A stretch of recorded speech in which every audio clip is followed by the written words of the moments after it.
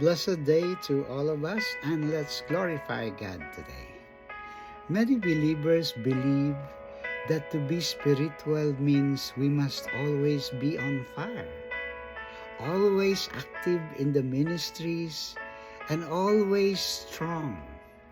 But the truth is, God never asked us to be strong all the time.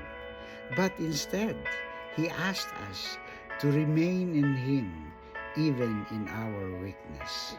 Jesus Himself said this in Matthew 26 verse 41. The spirit is willing, but the flesh is weak. You see, weakness is not a sin. Being tired is not a failure. And when you feel empty, God is always there and He has never left you. There are only seasons when we are full of faith. There are seasons also when we barely pray. But yet, in both seasons, God will remain faithful in us.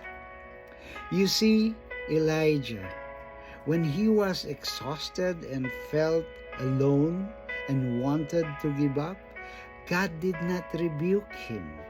He allowed him to rest, fed him, and strengthened him. And that is the heart of our God. Isaiah 40:29, he said, He gave strength to the weary and increased the power of the weak. You see, the good news is this: when we are weak, God is strong in us. 2 Corinthians 12:9, it is said, My grace is sufficient for you, for my power is made perfect in weakness. So dear brothers and sisters, if today you are tired and you feel distant to God, remember this: God is not disappointed in you.